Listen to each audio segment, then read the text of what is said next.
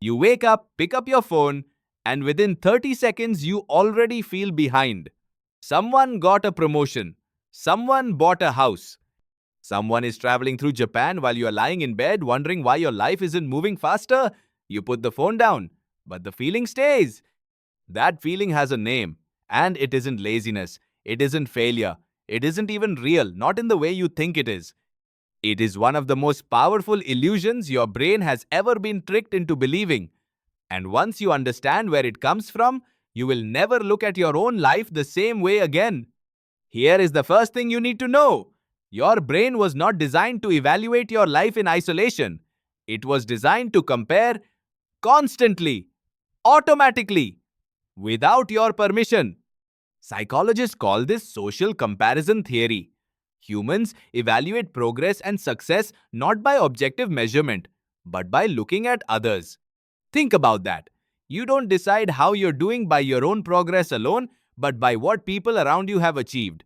That is the system running silently in your mind every day. For most of human history, this worked fine. Your reference group was small, your village, your tribe. Everyone lived similar lives at similar pace. Comparison was stable.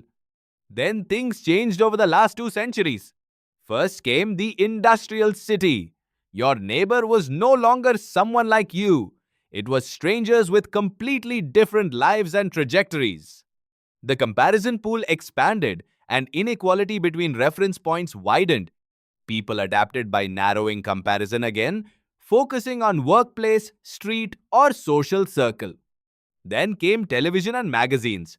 For the first time, people compared themselves not just to real neighbors, but to curated, idealized lives of celebrities and fictional characters. Comparison became aspirational and distorted. Then came the biggest shift. Social media turned comparison into a non-stop feed of thousands of lives at once. People your age, from your school, or total strangers all showing the best possible version of their lives. And this is the key distortion. What you see is not life. It is performance.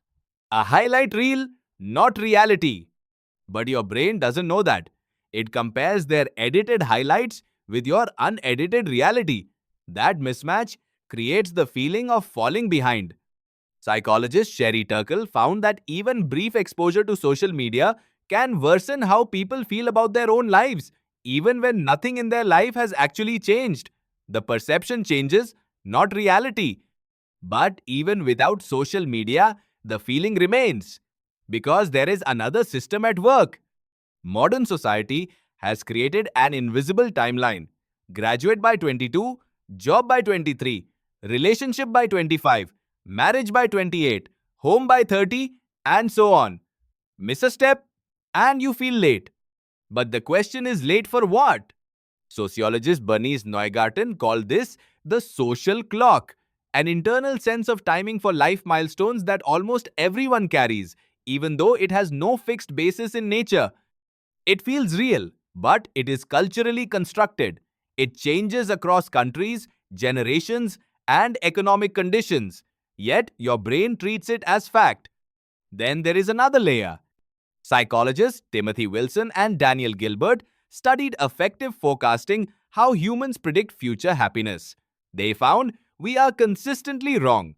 We believe reaching milestones will permanently increase happiness. But that doesn't happen. Instead, we experience the hedonic treadmill, a brief rise in happiness after achievement, followed by a return to baseline, while new goals immediately appear.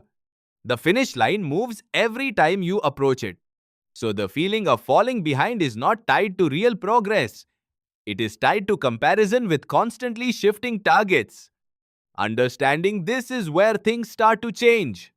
Because people who feel satisfied with their lives are not those who achieved the most. They are those who changed what they compare against. They don't measure themselves against others.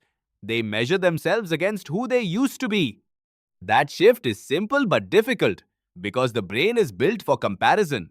It requires conscious interruption, noticing the comparison, and redirecting it.